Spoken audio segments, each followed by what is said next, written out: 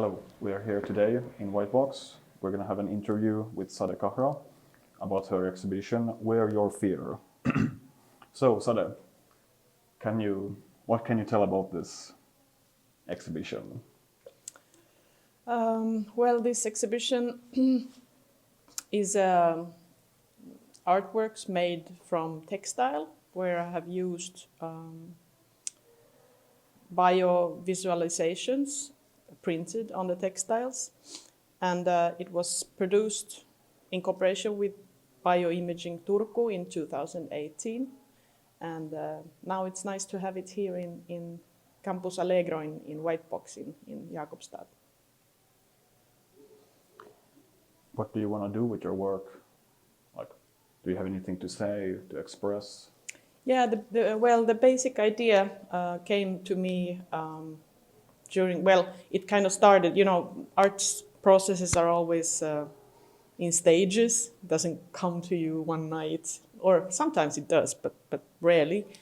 So this was kind of a process that started off in Senegal in 2014, when I had a residency in Senegal, and then I was really sick during that residency, and I struggled with the fact that everybody was all the time asking me how I was, and I got a little bit annoyed because it was very, they meant well, but it was kind of very much focused on the disease, all the time. And then when I was feeling a bit better, I went to the market in San Luis, where I was staying, in Dar, as it's called in the local language, and I found this fabric that had a pattern, and it looked just like a bacteria, this pattern, and I was like, oh, that's the bacteria I have in my stomach, and I kind of decided to project my disease on this visual pattern,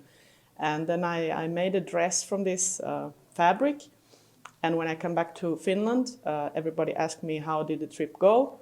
I could kind of show the dress, like, okay, so I had this bacteria in my body, and here it is. So I made a dress from it, and I had a tool to communicate about this disease, and it felt a bit easier somehow, and that made me think, how can I use different visual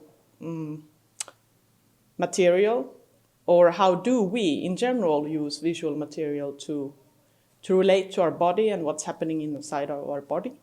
And that's kind of where the idea was born. There is a really good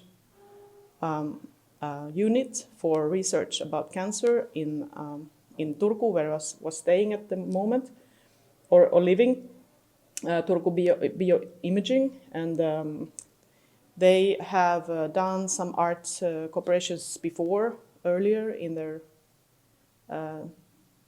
their production or in their work with the researchers. So I thought they might be interested in cooperating with this kind of theme, around this kind of theme.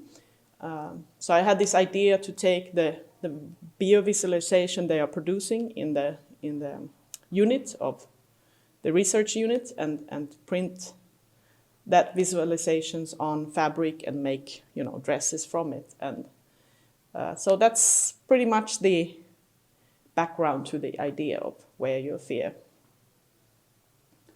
Has it always been fabric working, or could you think of expanding them into paintings or drawings or a film or some other medium? Or well, actually, I'm a photographer, so photography is obviously my normal way of working. And also the bio-visualizations at the unit, the research unit, they usually print them out or use with 2D. And of course, that's kind of the normal way of doing it, or just sending it digitally. But so this was a bit going outside of the box, doing it on fabrics, and I think it's never been done in this way before. So the researchers were really excited about the project, and they were totally cooperating with me and giving support. And we had a big exhibition also in the connection to one of the seminars they have about the visualization in research, which was really good to also reach out to a new audience. This was a new kind of collaboration for me. I haven't collaborated in this way with research before, so it was an interesting collaboration and a new one in that way.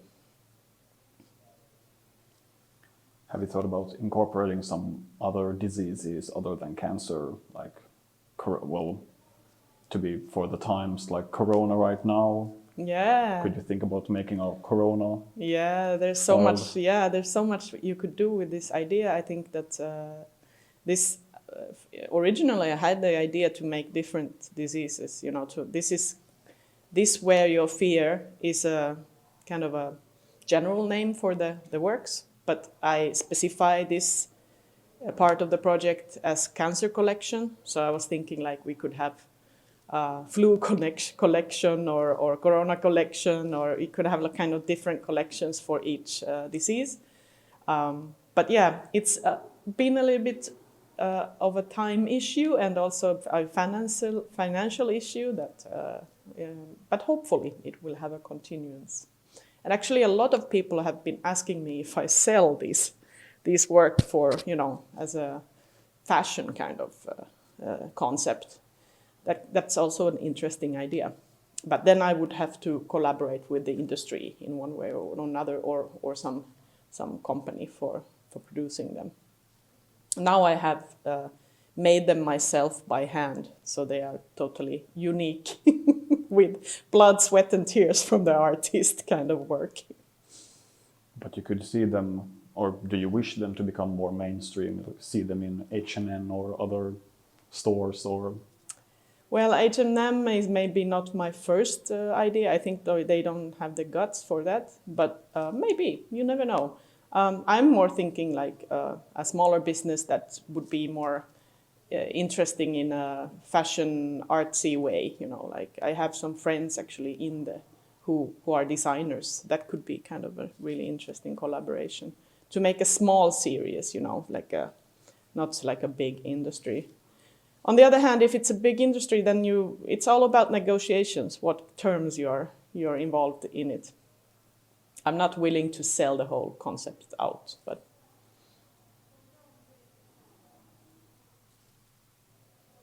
What does the future look like? Do you wish to expand, like making pants or gloves and hats? Yeah, that seems to be popular now with artists to make all sorts of products from the image. But I